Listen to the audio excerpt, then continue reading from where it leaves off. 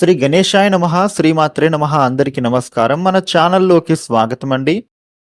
సింహరాశి వారికి శని వక్రగతి ప్రభావం ఎలా పడింది, ఈ రాశి వాళ్ళు చేసుకోవాల్సిన పరిహారం ఏమిటి అనే విషయాలను మనము ఇప్పుడు ఈ వీడియోలో వివరంగా తెలుసుకుందాము. ఈ వీడియోని ఎక్కడా కూడా స్కిప్ చేయకుండా చివరి వరకు చూడండి. అన్ని అంశాలు మీకైతే పూర్తి వివరంగా తెలుస్తాయి. ఇక అలాగే ఈ వీడియో పైన ఓం నమః శివాయ అని కామెంట్ పెట్టండి. వివరాల్లోకి వస్తే రాశి చక్రంలో 5వ రాశి సింహరాశి. ఈ సింహరాశికి అధిపతి గ్రహాలలోని సూర్యుడు. సింహరాశి వారికి శని వక్రగతి ఫలితాలు ఎలా ఉంటున్నాయని చూస్తే గనుక వీరికి ఈ కాలంలో వీరి జీవితపరంగా చూస్తే బాధ్యతలను పెంచుతూ విలువైన అనుభవాలను అందించేటటువంటి సమయంగా ఇప్పుడు మారబోతూ ఉంది. ఈ సమయంలో వీరికి ఆత్మవిశ్వాసంతో పాటు వినయం కూడా అవసరం.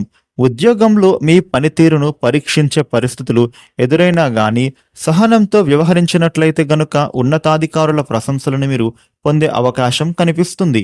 పదోన్నతి లేదా కొత్త బాధ్యతలకు సంబంధించినటువంటి శుభవార్తలు ఆలస్యంగా వచ్చినా కూడా అనుకూలంగా మారబోతూ ఉంటాయని చెప్పొచ్చు. వ్యాపారులకు పాత బాకీలు వసూలయ్యే సూచనలు కనిపిస్తున్నాయి. అయితే కొత్తగా పెట్టుబడులు పెట్టే ముందు నిపుణుల సలహాలు తీసుకోవడం చాలా మంచిది. కుటుంబంలో మీ మాటకు విలువ పెరుగుతోందని చెప్పొచ్చు.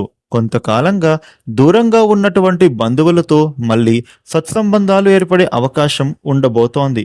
దాంపత్య జీవితంలో పరస్పర నమ్మకం బలపడుతుందని చెప్పడంలో ఏమాత్రం సందేహం అయితే లేనే లేదు. ఆర్థిక పరంగా చూసినట్లయితే గనుక ఈ సింహరాశి జాతకులకి ఆదాయం నిలకడగా ఉన్నప్పటికీ అనవసర ఖర్చులను నియంత్రించడం అవసరం.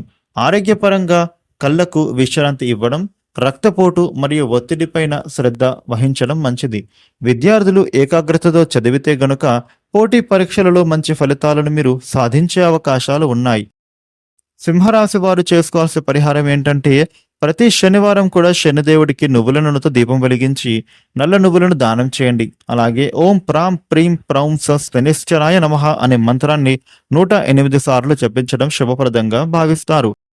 ఈ వీడియోని లైక్ చేయండి, షేర్ చేయండి. ఇలాగే మరిన్ని వీడియోలు తెలుసుకోవడానికి మన ఛానల్ను సబ్స్క్రైబ్ చేసుకోండి. Thank you for watching.